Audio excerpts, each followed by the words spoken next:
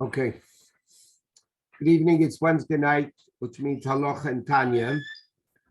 I thought that tonight, because this Shabbos is Shabbos Mevarchim, and next Tuesday and Wednesday is Rosh Chodesh.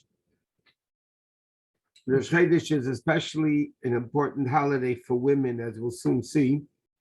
So I thought we'll talk about laws and customs of not only Rosh Chodesh, but before Rosh Chodesh, what's called the customs of Shabbos Mevarchim, and especially according to Chabad customs, and then Rosh Chodesh, and we'll see how far we get. Now, the Shabbos, let me just give an introduction to this whole Rosh Chodesh bit. Nowadays, we have something called a calendar.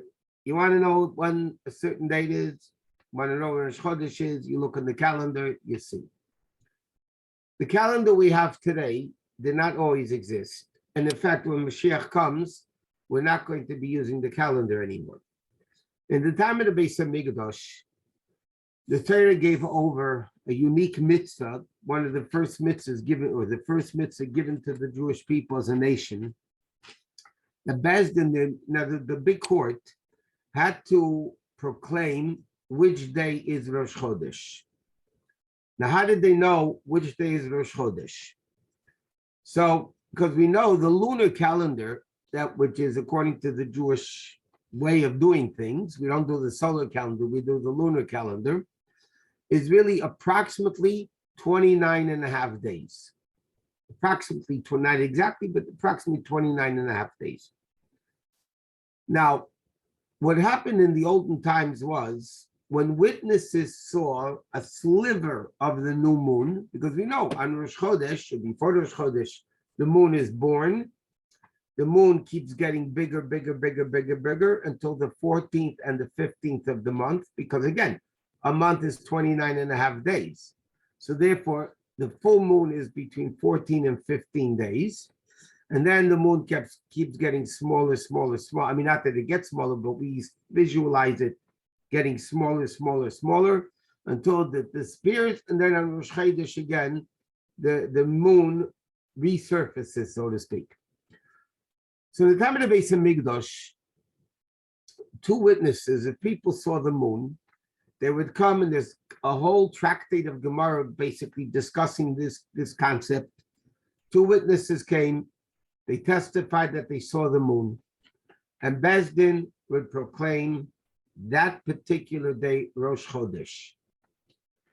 Now, sometimes there was one day Rosh Chodesh, sometimes there were 2 days Rosh Chodesh, depending when the witnesses came, if they came early in the morning or they came late in the afternoon. But the bottom line is, in those days, before the calendars, we didn't have calendars. The Jewish month was proclaimed when the Bais Din heard the testimony of two kosher witnesses, and they, really interrogated them. When they knew, then the Bais Din was happy that these are kosher witnesses. Bais Din proclaimed that day Rosh Chodesh. Based on that, we know Yom Kippur is on the 10th day of the month, Sukkot is 15th, Pesach is 15th, Tu B'Shvat is on the 15th. We know when the holidays are, because it's based on the testimony of the witnesses. The grandson of the famous Hillel, there was a famous Hillel and Shammai, his grandson, by the name of Hillel, because they knew that soon there won't be the big Bais Din, they won't be able to have the acceptance of the testimony of witnesses, because only the big Bais Din in Eretz Yisrael was allowed to do it. So he set up a calendar for all times, and it basically runs on a 19-year cycle. The 19-year cycle is generally speaking, the solar calendar and the lunar calendar equal out, and he set up that calendar for all times. Now, the calendar was there even when they still used the big court to testify on the moon, but it wasn't the official document, because the Bais Din would still then proclaim which is the proper day of Rosh Chodesh, based on the testimony of the witnesses. And Bais Din was able to do it whenever they wanted. Torah gave them the jurisdiction, like the Medrash says that the angels come to Hashem. On Rosh Hashanah, you have the prosecuting angels, the defending angels. The angels come to Hashem and they say, God, when's Rosh Hashanah? We have to practice our court appearances. Hashem says, I don't know. Whenever the court proclaims Rosh Chodesh, Rosh Hashanah, that's when Rosh Hashanah is. So in the time of the courts, when the Jews were all settled in Eretz Yisrael, the big Bais Din of 71, they would proclaim which day is Rosh Chodesh. How did they let people know? They didn't have email, texting, FaceTime, Facebook, whatever. How did they let everybody know? So originally, the Gemara says, they would light a torch in Yerushalayim. The next mountain saw the torch. They lit a torch. The next mountain saw that torch. And soon the whole Eretz Yisrael was able to see when Bais Din proclaimed that particular day, Rosh Chodesh. What happened afterwards was troublemakers came, and troublemakers would light torches on the mountains on the wrong night. They would, just to mess it up, just to make problems. They would light torches on the wrong night. So therefore the Chachamim instituted, they're going to send out messengers. They're going to send out messengers by horseback to run away right away to the cities where to tell people when Bais Din proclaimed the Rosh Chodesh. Now in Eretz Yisrael, the witnesses, the horseback riders, were able to get there before the Yom Tov period, which is basically the 15th of Tishrei for Sukkot, the 15th of Nisan for Pesach. Generally speaking, they would get there in time. Those places outside of Eretz Yisrael, which were more distant away from Yerushalayim, the messengers didn't get there in time. So people didn't know when did the court actually proclaim Rosh Chodesh. They don't know. Because again, the new month is after 29 and a half days. Sometimes you could see the day earlier, sometimes a day later. So that's why the Jews outside of Eretz Yisrael kept 2 days Yom Tov. In Israel, they keep 1 day Yom Tov, because by then they knew exactly through the messengers when Bais Din, when the court proclaimed that day Rosh Chodesh, and everybody would know when Rosh Chodesh is. The Jews outside of Eretz Yisrael were not able to find out in time, so out of a doubt, they kept 2 days.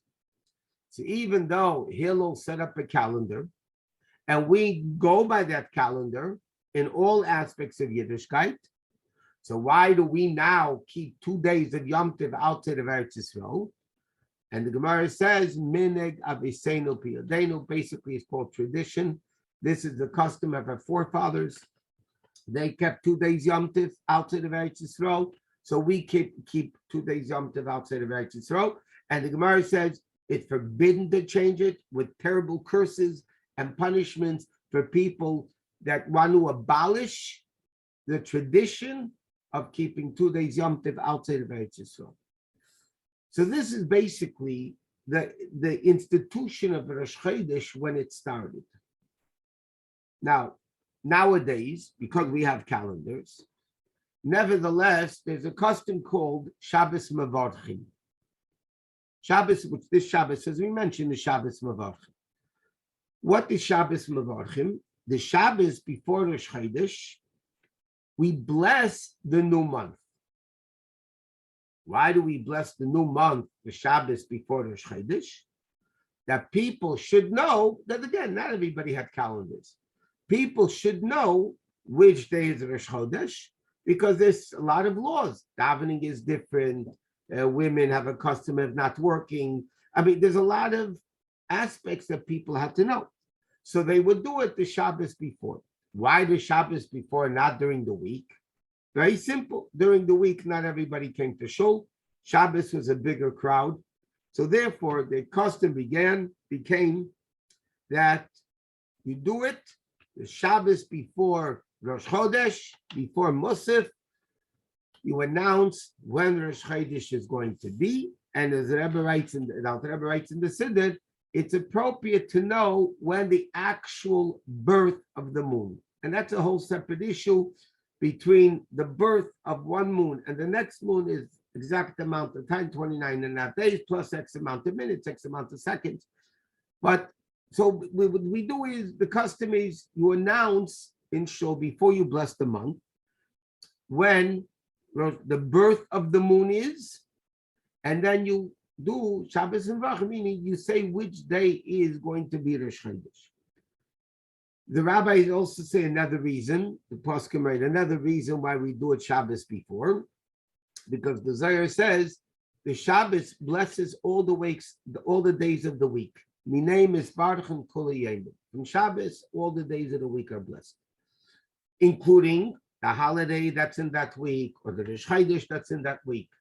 So the Shabbos, which is the bracha for the whole week, we do the blessing on the Shabbos before, number one, to let people know which day is Rosh Chodesh, and secondly, to bless the day of Rosh Chodesh.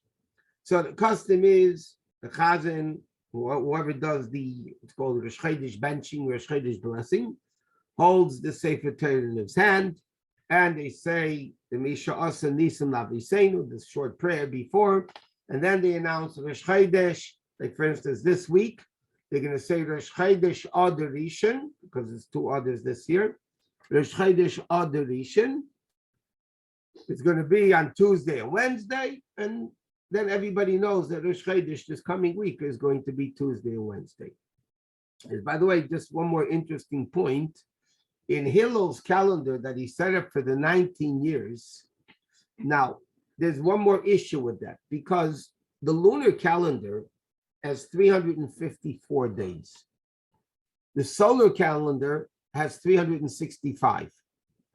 So the lunar calendar is 11 days less a year than the solar calendar is, which is not normally a problem.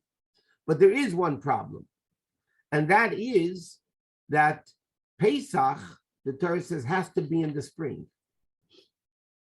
Now, if you're going to deduct 11 days per year, at the end of 5 years, you're going to be 55 days, which is like 2 months earlier, you'll end up Pesach in the winter. And then if you keep going, every year you're going to lose 11 days. Lahavdil Aleph Abdullah, by the Muslims, they also go by the lunar calendar, but they don't have a leap year. And therefore Ramadan, when they celebrate Ramadan, the month of Ramadan, every year it's a different day. It could be in the winter, in the summer, in the spring, in the fall, because again, it's 11 days less than the solar calendar. So how do we rectify that issue? So even in the time of the Beis HaMikdash, Bais Din would when they saw fit, they would make a leap year, a leap lunar year, meaning a leap month in the solar system, in the solar year, because a year is 365 and a quarter days. So every 4 years they make one more day to equal it out. Then we have February 29. But in the Jewish calendar, because you're talking about 11 days less of year, because of the lunar less than solar, and you need Pesach to be in the spring. So every so often they made leap years, an extra month to even it out. In the 19-year calendar that Hillel made, he set it up in a way that there are 12 regular years and 7 leap years. So in the 19-year, and the Rambam says exactly which year of each 19 of the cycle is going to be the leap year. But he set it up in a way, it's a 19-year calendar to balance solar and lunar. But in that system, you have 7 leap years, like this year's a leap year, we have 2 others, and you have 12 years of without a leap year. It's also a custom that when you bench Rosh Chodesh, you don't say Avad Rachamim, which is basically a prayer, it's like a Yizkor prayer for the people that were killed being Jewish. And therefore, because it's a festive time for Rosh Chodesh, we don't say it, except in the month of Sivan, Then when we bless the new month, we do say Averachmin, because as the Alter Rebbe says in Shulchan Aruch, there are a lot of tragedies that happen to the Jewish people in the month of Sivan, and therefore, even though we bless the month, we still say Averachmin then. Now, the Rebbe instituted, the previous Rebbe instituted, that Shabbos and Mevarchim, before davening, you should say the entire Tehillim. It doesn't apply to women. If they want to say the whole Tehillim, that's great. It's wonderful to say Tehillim. Women try to say some Tehillim, at least on Shabbos Mevarchim. Some places they split it up amongst the women, that together they say the whole book of Tehillim. But it's very important, and the previous Rebbe writes, and the Rebbe mentioned this many times, that it's this saying Tehillim, Shabbos Mevarchim. In fact, in today's a Yom Yom, that Tzemach Tzedek says you should only know the greatness of saying Tehillim, what it accomplishes. And the previous Rebbe writes that you should know that this blesses you spiritually and physically with children and panos and health and all good things. So people should try to say Tehillim Shabbos and Mevarchim. And it's also a day of Verbrengen, because it's before the month, so it's a day of Verbrengen. So that's the whole concept and purpose of Shabbos and Mevarchim, that people should become aware when Rosh Chodesh is.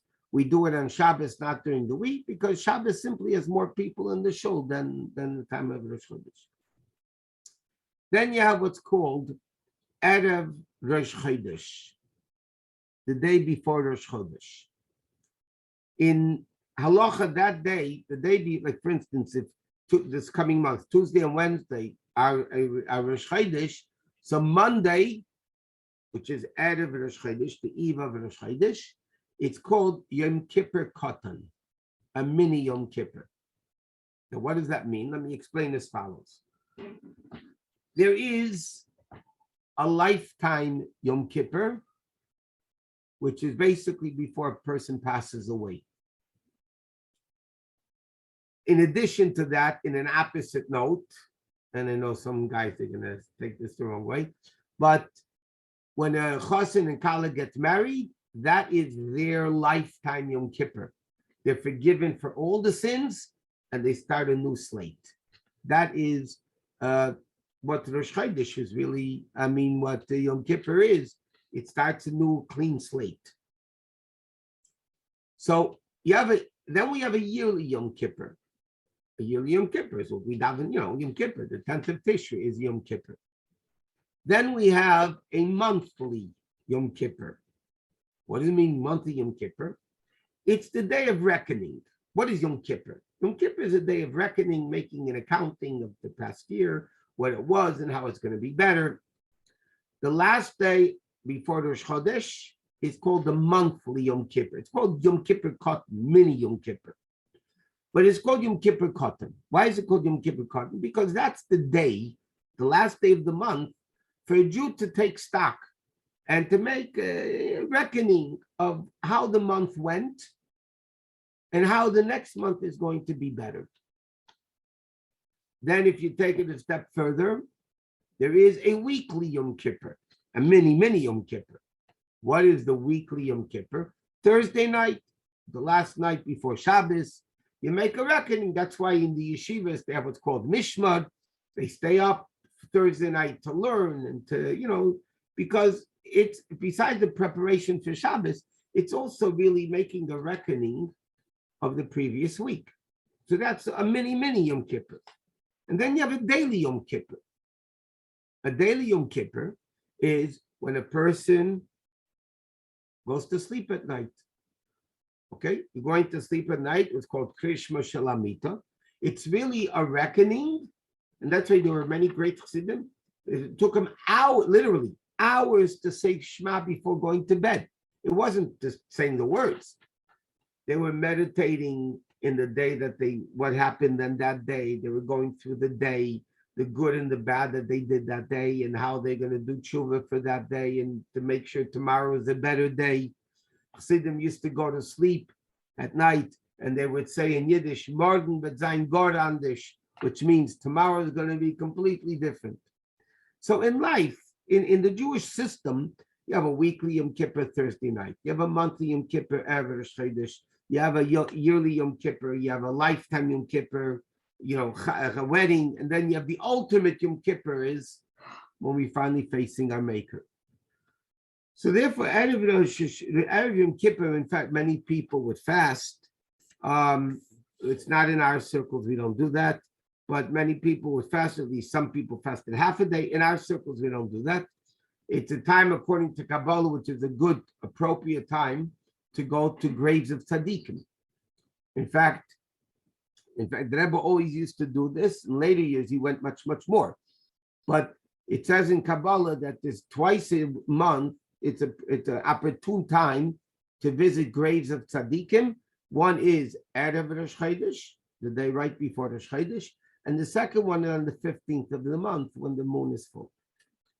So in fact, if Rosh Chodesh is Sunday, so you don't fast Shabbos, so you don't fast Friday, so they would fast Thursday before.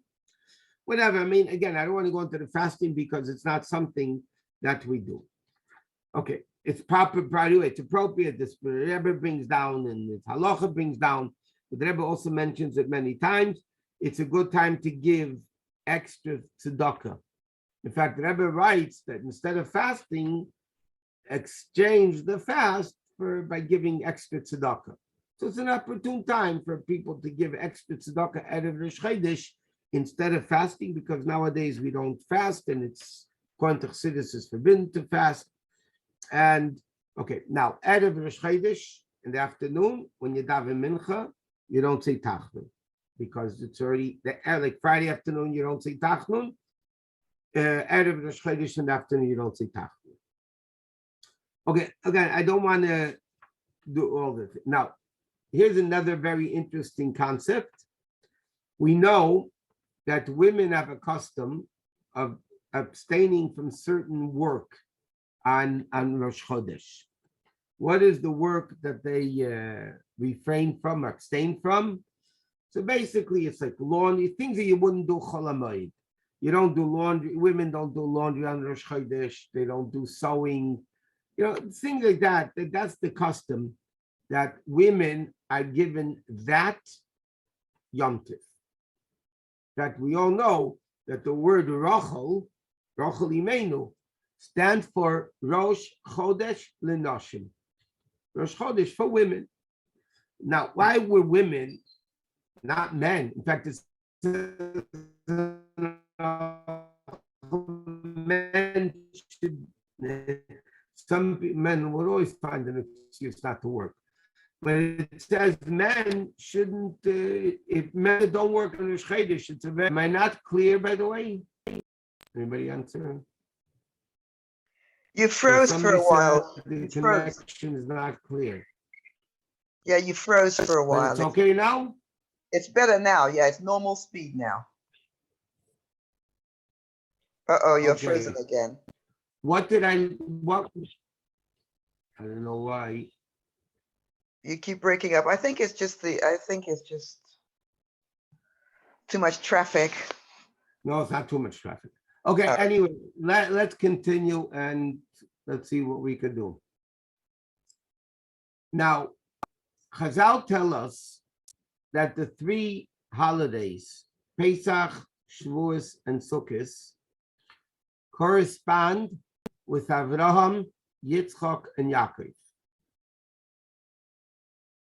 Pesach is connected to Avraham Avinu because we find in Chumash that Avraham said to Sarah when the angels came, Lushi va'asi ugais, knead the dough and make round cakes. Why round cakes? Chazal tell us the Malachim came to Avraham Avinu on Pesach. So because it was on Pesach, he made matzah, round matzahs. So Avraham Avinu is connected to Pesach.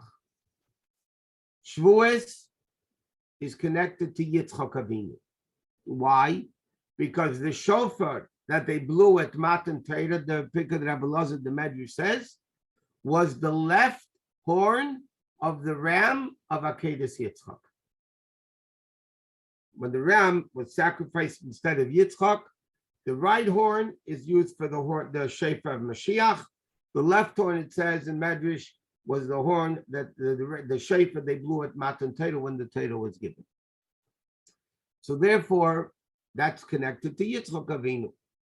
By Yaakov Avinu, when he was coming back to Yitzchak's house from Lavan, it says in the pasuk, "Ulemikneo asa sukkos." He made sukkos for his cattle.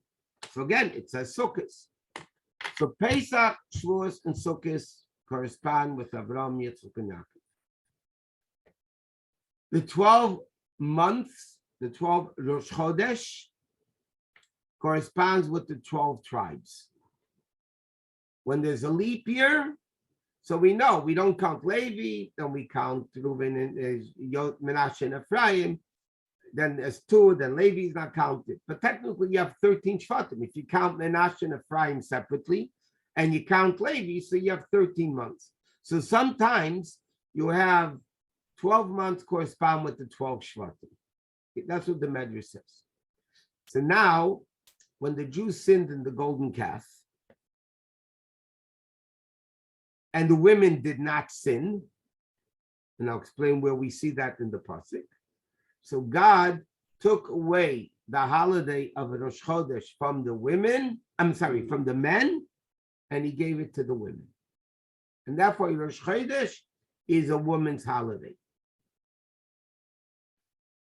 What happened when the Jews came to Aaron HaKohen to make the golden calf, to make the egel?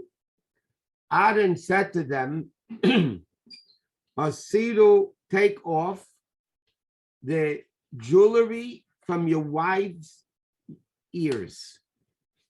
Porku nizme hazov asher ba'oznei neshechem. Take off the gold. You want to build a golden calf? I need gold. Where did he go? So Aaron told the men, get me the gold from your wife's earrings. Medrash said the women, and then the pasuk right away says, they took off the gold from their ears. So the Medrash says the women did not refuse to have anything to do with the golden calf. The men did. So therefore, rewarding the women for not have anything to do with the golden calf. So Hashem gave him the Yom Tov of Rosh Chodesh. And therefore, the custom is women abstain from doing certain works on Rosh Chodesh. We'll get into more details, but let me just say the minig in the world. So what do you do today with laundry? Okay. So many people are mako that the wife, the woman, whoever it is, gets everything ready in the machine, and then a man presses the button to turn it on. So then officially the man is washing the clothing, not the woman. But ideally, some poskim write if you must have it for that day itself, you're allowed to. But the custom is women are very strict about this, that they try to avoid doing laundry at all on Rosh Chodesh. And if it's 2 days, like this month, and one day you must do laundry, it's better to do it on the first day Rosh Chodesh, which is the 30th day of the previous month, rather than Rosh Chodesh, which is the first day of the second month. So if somebody must, if you have an option of doing it, let's say this month, Tuesday or Wednesday, it would be better to do it Tuesday than Wednesday. And even then, if you must, the women could set up the machine, and then the husband or the man will press the button and wash the clothing. So they don't do ironing either. They don't do laundry. They don't do ironing. They don't do sewing. But all the other things like cooking, baking, that the custom is that they do. Okay, let's go to Tanya. Mr. Shem will continue Rosh Chodesh next week.